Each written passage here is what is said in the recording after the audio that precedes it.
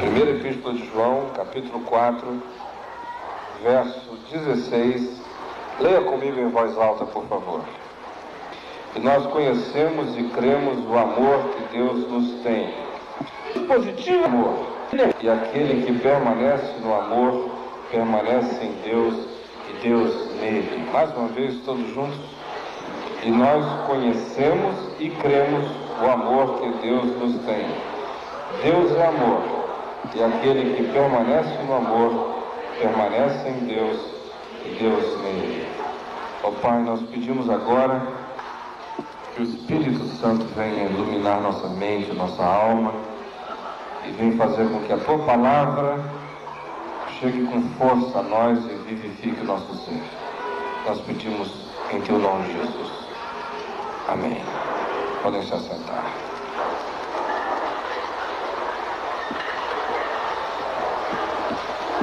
Eu tenho uma dificuldade enorme de falar sobre amor. Não porque eu não gosto do tema, ele me atrai, me fascina, mas é porque ele, em geral, é pensado, é falado a partir de perspectivas tão piegas, tão esquisitas, que me constrange profundamente falar a respeito. Da impressão de que é aquele discurso doirado, hipócrita, fantasioso, romântico da religião, de gente que vem aqui e tem esse momento de sensação de bondade pessoal, joga essas coisas fascinantes sobre as pessoas e volta para aquela vidazinha medíocre, mesquinha, de cada vez que a gente vira a página do calendário e da folhinha. Por isso, me deixa e sempre me fica esse constrangimento quando eu falo a respeito desse tema. Mas eu queria que você esquecesse todas essas perspectivas de amor que em geral nos são passadas e que significam pouca coisa, significam quase nada, eu diria, e pensasse em amor conforme a descrição simples, clara e objetiva que a palavra de Deus faz, carregando essa palavra de conteúdos que são absolutamente visíveis e palpáveis. Se a gente perguntasse a João, que foi quem escreveu essa epístola, o que você quer falar por amor? O que você quer dizer acerca disso? Dentre as muitas coisas que ele talvez nos dissesse, possivelmente ele afirmasse duas com muita simplicidade. Ele diria: quando eu estou falando de amor, eu estou falando daquela capacidade de entrar no outro e ver a vida a partir do outro. É como você se desencarnasse, e não só se desencarnasse, você se despersonificasse por um pouco e você se repersonificasse no outro. E aí, vê a vida a partir dele. Sente o cheiro dele, como é que é carregar o corpo dele, como é que é interpretar a vida com a história dele, como é que é ser você, tendo a mãe que ele teve, o pai que ele teve, o lugar onde ele nasceu, que ele cresceu, o que ele sabe, o que ele não sabe, o que ele pensa, o que ele não pensa. Vê a partir daí. E depois que você conseguir esse olhar, essa percepção, esse sentir, pode sair e olhar para ele, que eu duvido que você vai conseguir olhar para ele como se ele fosse uma coisa, um objeto, um número ou uma estatística. Segunda coisa que talvez João nos dissesse, à luz de tudo que ele fala aqui, é que se você quiser saber o que é amor, você precisa ter no coração aquela possibilidade, aquela disposição de querer para o outro o melhor que você quer para você mesmo. Que é capaz de olhar para o outro e dizer: puxa, eu queria que ele tivesse o melhor que eu quero ter. Aí você não precisa falar de amor, porque isso é amor. Você não precisa fazer discursos a respeito, porque essa é a verdade. Você não precisa romantizar isso, porque de fato, o resumo de tudo, Jesus disse, é isso. Aquilo que vocês querem que os homens vos façam, fazei vós a eles. Ou o bem que vocês querem para vocês, queiram-no com toda intensidade para o outro. E o resto é absolutamente secundário e dispensável. Agora, o que eu acho fantástico nisso tudo é que a pessoa que nos fala isso é um homem muito simples.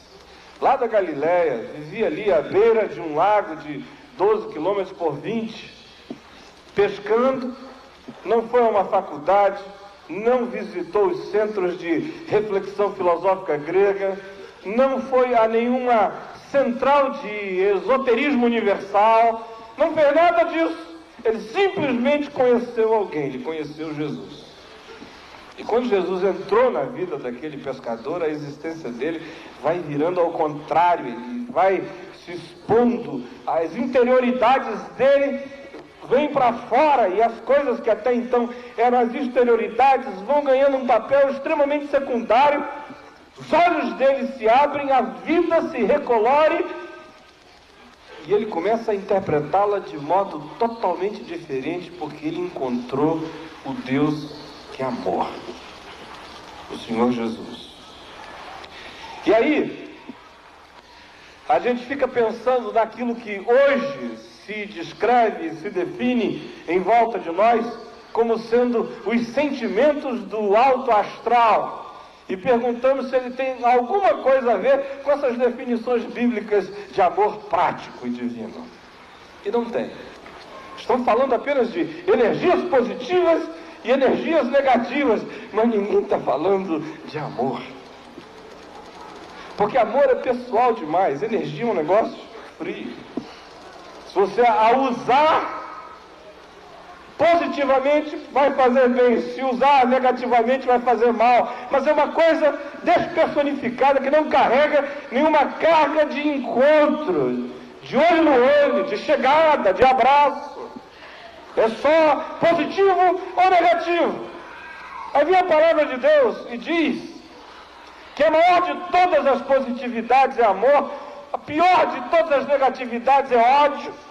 Diz que Deus é amor e diz que o diabo é homicida. E diz para você fazer uma decisão que tem a ver com uma escolha profundamente pessoal de como é que você vai viver a vida. Não recebendo energias de pedras ou de montanhas ou de astros, mas recebendo isso do Criador de tudo, que existe não como uma energia positiva, mas que é amor, porque Deus é amor. Aí a gente chega para João, pergunta a ele: João, simplifica essa coisa toda de amor para a gente. Do que você está falando? Quais são as grandes marcas desse amor, acerca do qual você fala com tanta insistência? E ele diz que a primeira marca desse amor sobre o qual ele está falando, que é de Deus, é que ele materializa o bem. Olha só o que diz a palavra de Deus, aqui em João, no capítulo 3, no verso 17. Ora, aquele que possui recursos deste mundo, e vir a seu irmão padecer necessidades, e fechar-lhe o seu coração, como pode permanecer nele o amor de Deus? Filhinhos, não amemos de palavras nem de língua, mas de fato e de verdade. O que é esmagador sobre esse pescador que virou apóstolo, essa praticidade tremenda dele. Ele diz: olha, se você tem, o outro não tem, você vê que ele não tem, que precisa, e você não faz absolutamente nada a respeito, pode parar de falar de amor de Deus, porque o amor de Deus não está em ti. Se você tem, o outro não tem, você o vê, sabe que ele existe sem ter, e se o amor de Deus está em ti, o amor de Deus materializa algum bem. Não só verbaliza essa logorreia fraterna, às vezes nem fala muito, mas faz algo. Não discursa muito, mas realiza. Não amemos só de palavras, mas de fato e de verdade. Segunda coisa que ele diz sobre esse amor é que ele é a expressão mais madura da fé. Vejam aqui no capítulo 4, verso 3, capítulo 5, verso 3, o que ele nos diz: porque este é o amor de Deus, que guardemos os seus mandamentos. Ora, os seus mandamentos não são penosos. Eu acho extraordinário porque João diz que a questão toda da fé não tem a ver com o decoreba de um monte de doutrinas. Ele diz, se você ama a Deus, o amor também não só materializa o bem, mas ele materializa a obediência. Ele induz você à harmonia, à coerência com a vontade de Deus. O amor chama, desafia você todo dia para conformar a sua vida com a vontade revelada, explicitada de Deus. E às vezes não é nem só com a vontade revelada e explicitada, às vezes é com a intuição sobre como é que Deus é e quem Ele é em relação àquilo. O amor faz uma leitura mais profunda da Escritura, não lê só o que está escrito. Lê o que está escrito para dentro do que está escrito. Lê não só palavras, lê sentimentos, intui sobre o caráter de Deus em relação às coisas e à vida. Por isso, o apóstolo João diz que a gente deixa em muito para trás essa fase do catecúmenos, preocupado só com doutrina, quando a gente mergulha no amor, porque o amor trata de procurar de modo natural a vontade de Deus, mergulha nos mandamentos de Deus, não com gemidos, mas com prazer e com alegria, porque os seus mandamentos não são penosos. Quando a gente responde aos mandamentos com essa ternura da criatura que descobriu e que recebeu a revelação de quem é o Criador. Terceira coisa que ele nos diria sobre os conteúdos deste amor é que ele é a visão que transforma homens em irmãos. Quando a gente é atingido por essa graça que faz amar, aí os homens deixam de ser homens, eles passam a ser irmãos. O que é interessante é de que há sentimentos humanos, que são intrinsecamente humanos, que já transformam o ser coisificado num homem. Quando a gente vê todas essas campanhas de solidariedade que há pelo planeta todo, algumas delas absolutamente antropocêntricas, só centradas no homem. É o homem ajudando o homem, é o homem sendo tocado pelo outro. Isso já é um avanço, porque na maioria das vezes nem isso há. O homem é visto como um objeto, é o uso, é o forte que abusa do fraco, é o que tem que expropria o que não tem, é o que sabe que manipula o que não sabe.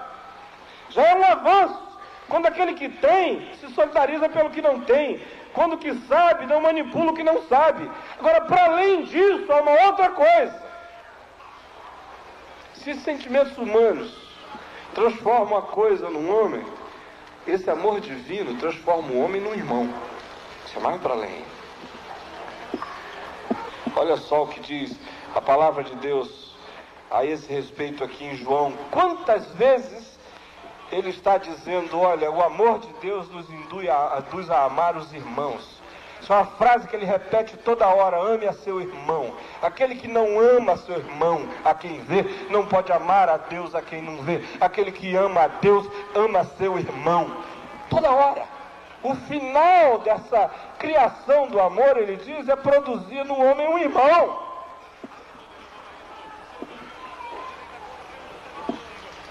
Mas não foi isso que eu vim falar hoje à noite aqui. O que eu vim falar foi uma coisa um pouco mais prática sobre esse amor de Deus para nós. Minha intenção, meu desejo é falar sobre as produções do amor. Essas coisas naturais que o amor gera quando ele entra na gente. Quando o Espírito Santo se derrama em nós e faz nascer dentro da gente esse fogo do amor divino na alma. Dentre as muitas coisas que João diz que esse amor de Deus faz nascer em nós, há 4 que ele afirma aqui que eu queria que você guardasse. A primeira é que ele diz que o amor nos põe na luz. Você pode repetir isso comigo? O amor nos põe na luz. Mais uma vez, o amor nos põe na luz. Eu acho isso fantástico, sabe por quê? Porque isso esoteriza a ideia da luz. A ideia da luz espiritual está ligada a essa coisa esotérica, a essa chama, a esse facho que vem de algum lugar misterioso e que cai sobre a vida da gente. Esse esoterismo atinge também a fé cristã. Eu toda hora vejo a gente pedindo luz assim, ó Deus, manda a tua luz. Dá a impressão que é como se Deus fosse ali no canto e acendesse a chave. Tchau, luz. Acendi luz. Aí vem aqui a palavra de Deus e desesoteriza a ideia da luz e diz que é o amor que acende a luz. Quem ama, anda na luz. Quem não ama, está nas trevas. Bye, bye. É isso que a palavra de Deus diz, de modo simples e claro. Veja só. Afirmações desse tipo aqui no capítulo 2, versos 10 e 11.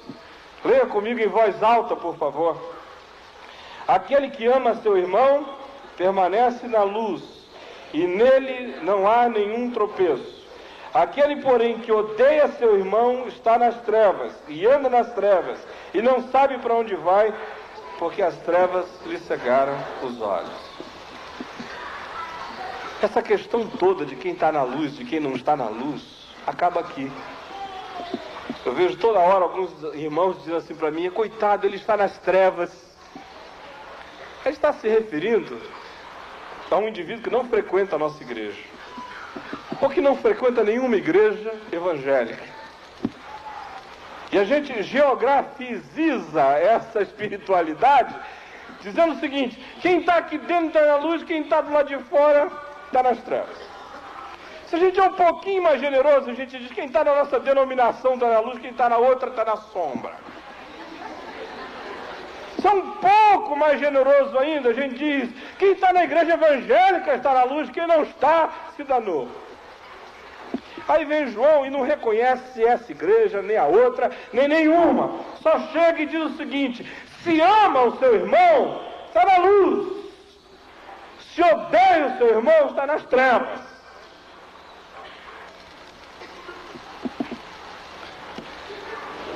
Quem ama sempre sabe o caminho. Quem ama sempre tem rumo. Quem ama está indo sempre para algum lugar. Agora, quem não ama, permanece nas trevas.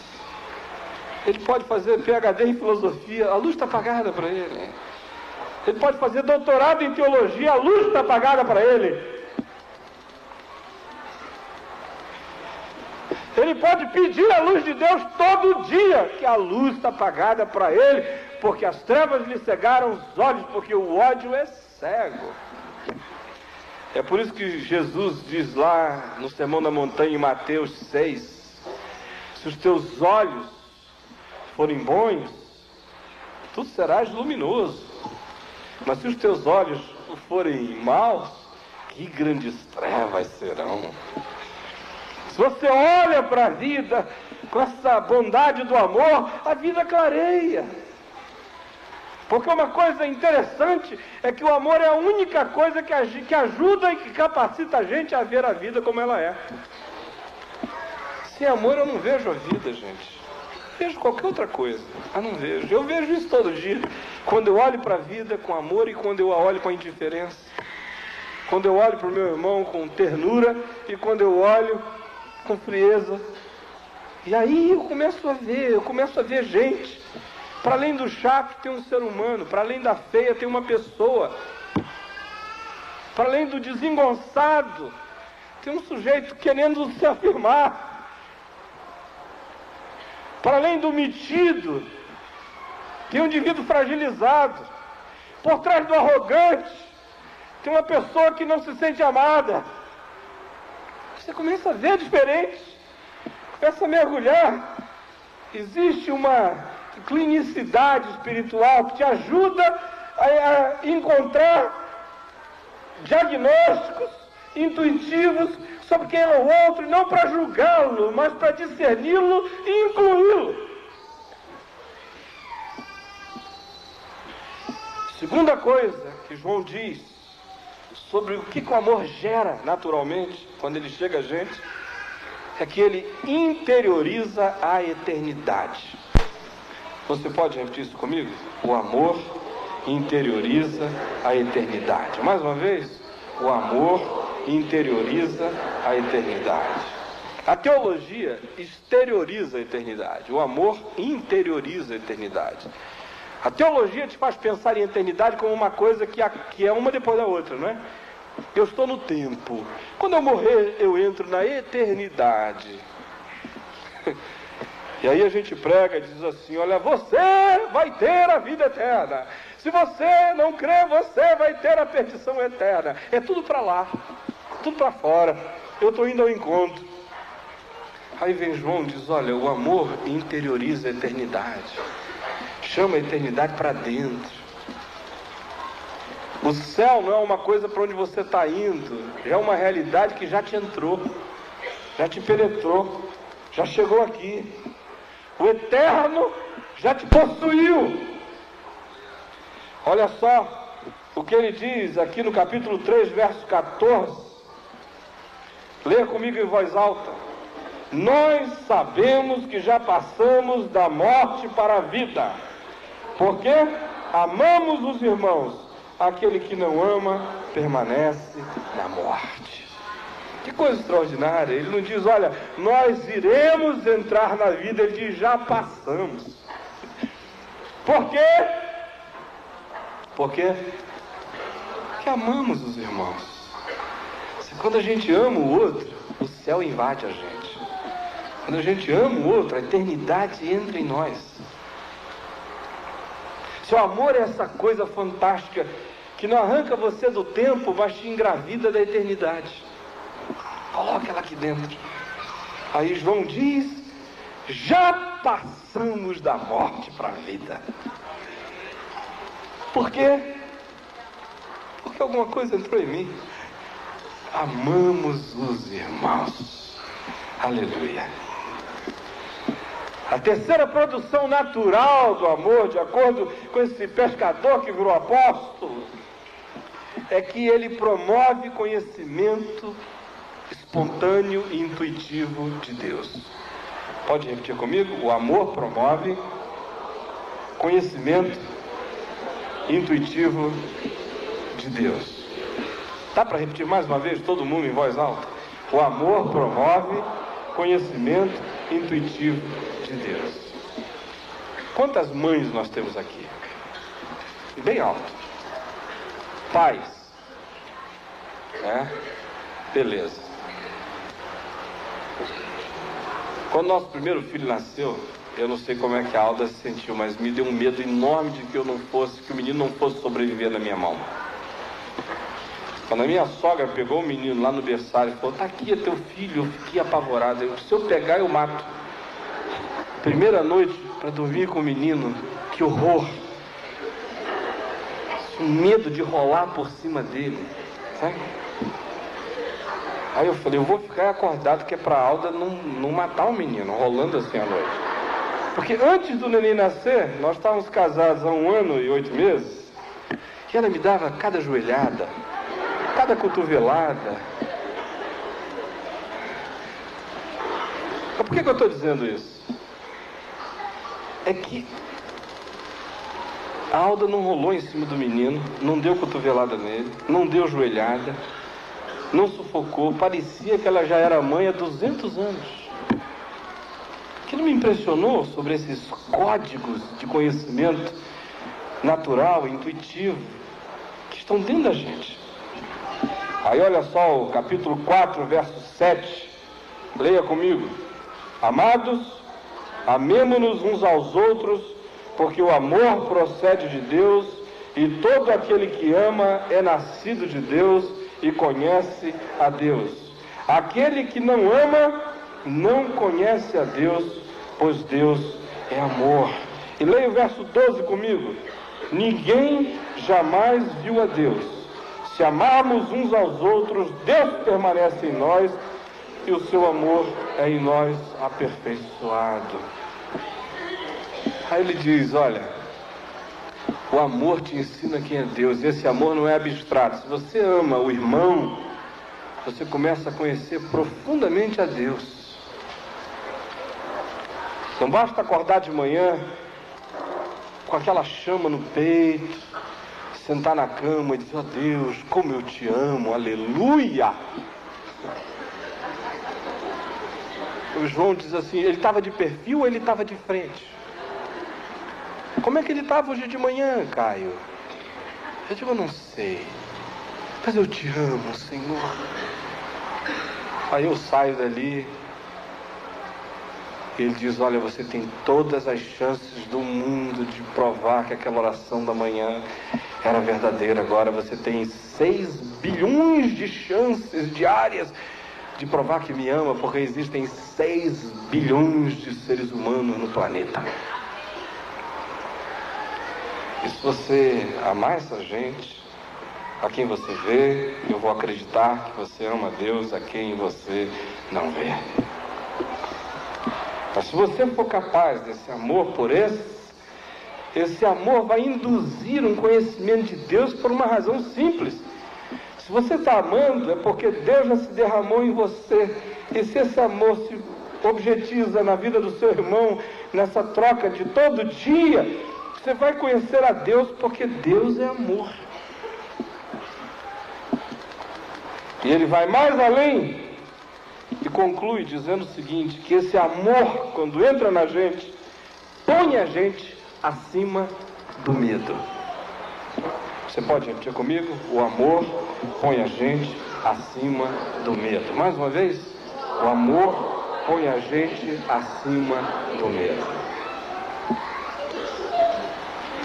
A maioria das pessoas que eu conheço tem muito medo. Não é só medo de coisas racionais. Medo de coisa racional é um medo inteligente, sadio e necessário. É parte da sua preservação como ser humano nessa terra. O problema é quando o medo é essa fobia estúpida.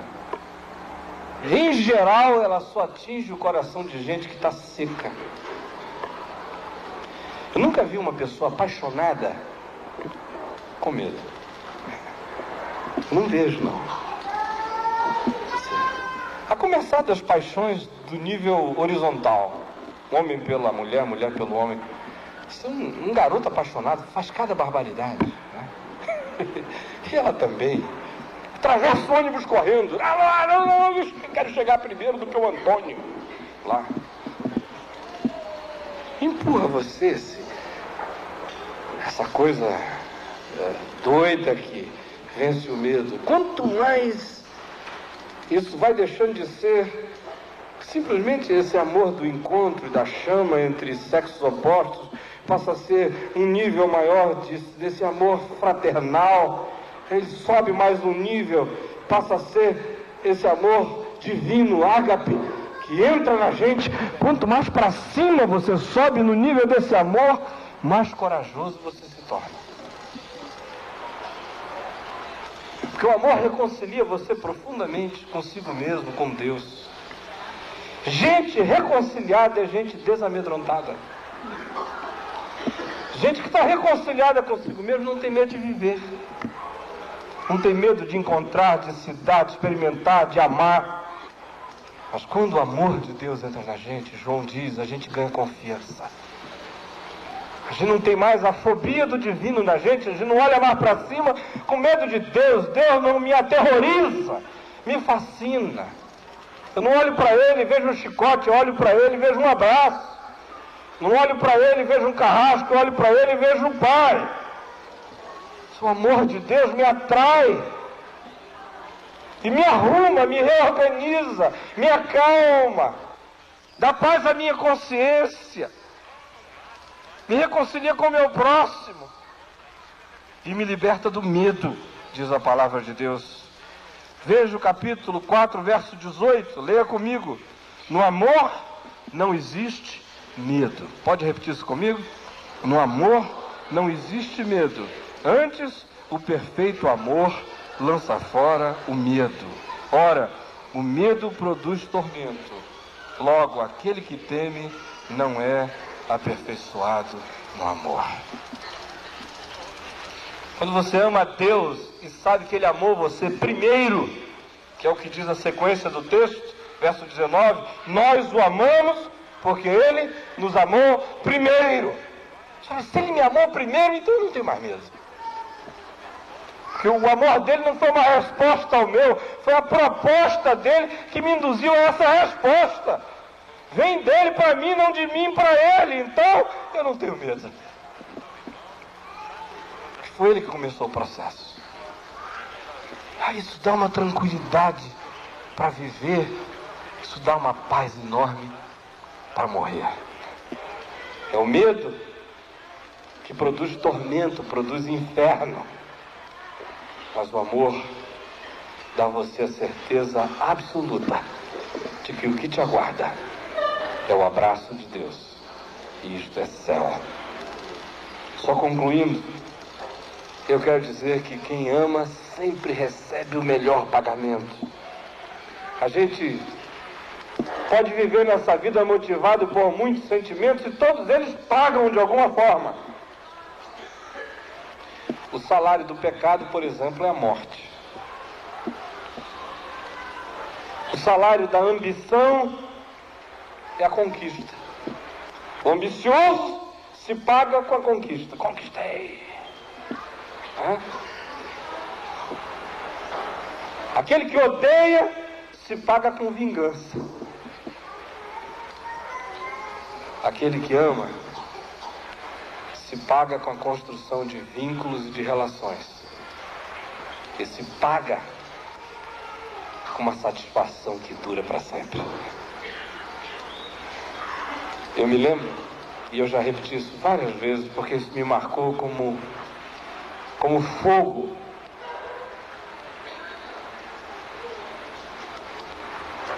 Há 23 anos atrás, assim que eu estava fazendo aquele processo de conversão, eu ia passando na cozinha da casa dos meus pais e eu vi um cartãozinho que alguém mandou para eles. E havia um pescador puxando aquela tarrafa no mar, o barquinho dele ali, e uma frase simples embaixo que dizia: para aqueles que trabalham para Deus, basta-lhes a recompensa de um dia o haverem conhecido. Aquela coisa me marcou com fogo. Eu falei, eu quero esse pagamento. Eu quero essa recompensa. Eu não estou nesse mundo para ficar rico, nem poderoso, nem importante. Eu quero receber o pagamento de ter conhecido a Deus. Porque esse é o pagamento que fica. A gente trabalha por nada, a gente se paga com nada. A gente é que se paga, a gente faz o saque que a gente quer. Porque a moeda da gratificação da gente não inflaciona e dura para sempre. Porque você se paga com amor. E quando a gente experimenta isso é obra do Espírito Santo se derramando na alma da gente. Aí a gente começa a experimentar a Deus. Porque Deus é amor. Vamos ficar em pé?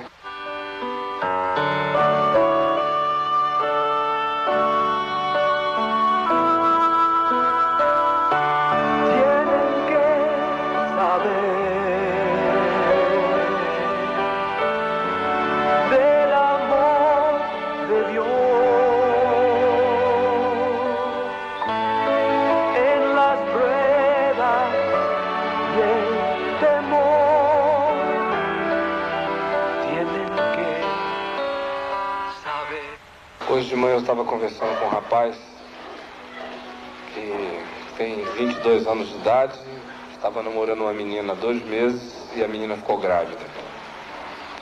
E ele é filho de uma família muito, muito boa. O pai dele é um homem, um ser humano extraordinário, um cristão dos melhores que eu conheço. A mãe também, eles moram em outro estado.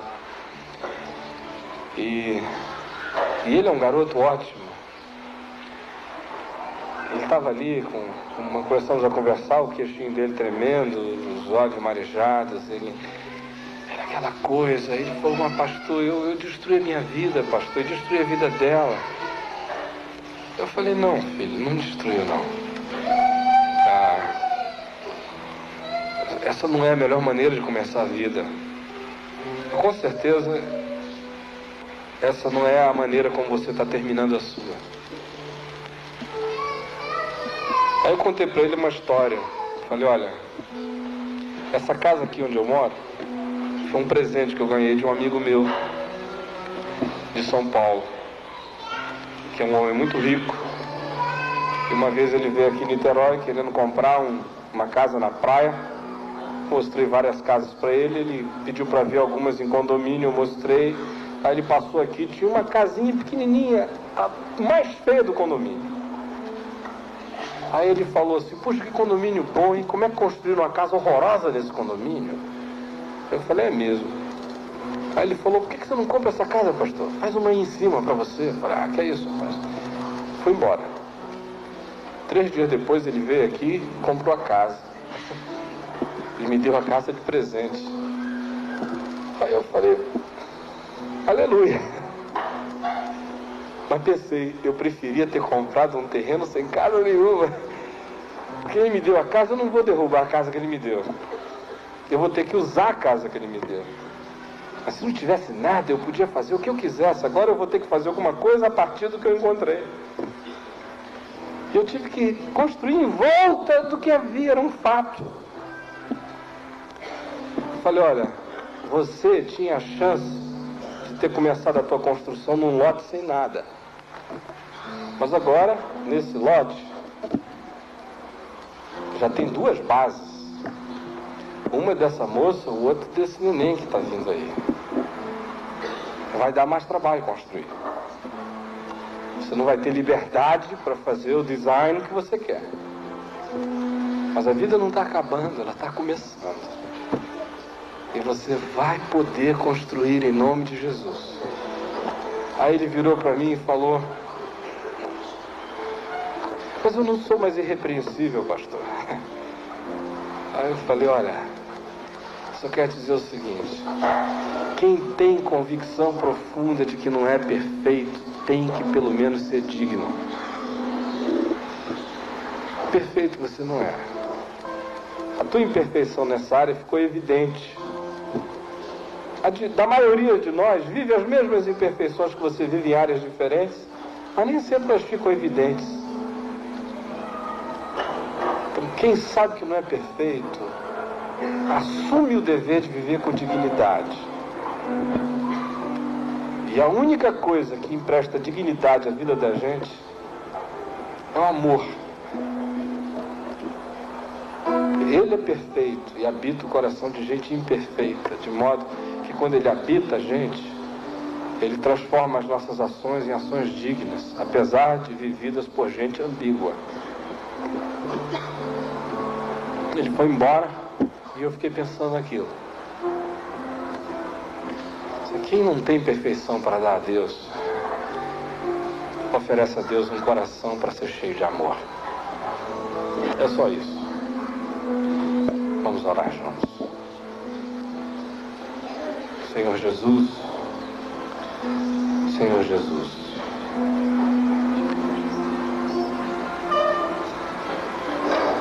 nós não temos a capacidade de amar. A gente ama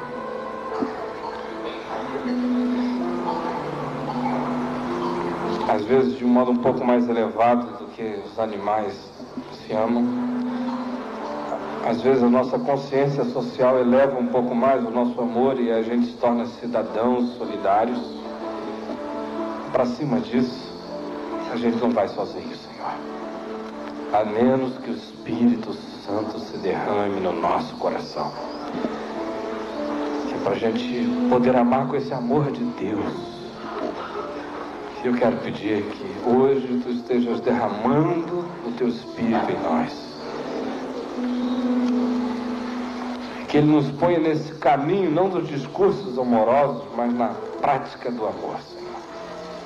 Que materialize o bem que quando vê e tem, usa o que tem a favor daquele a quem se viu que não tem. Quero pedir, Senhor, que Tu nos enchas desse amor que traz conhecimento de Deus, porque Deus é amor. Quero pedir que Tu coloques em nós este amor que nos põe vivendo na luz. Quero pedir que Tu nos enchas deste amor que nos liberta do medo, Senhor, que nos dá coragem. Coloca dentro de nós esse amor bravo,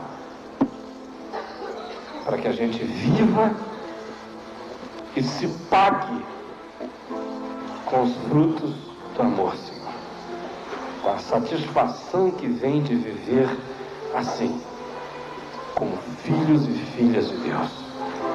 Nós pedimos que seja isso que aconteça em nós, na nossa imperfeição. Pela Tua graça derrama amor em nós e ajuda-nos a viver com a dignidade que o amor produz. Nós pedimos em Teu nome, Jesus. Amém e amém.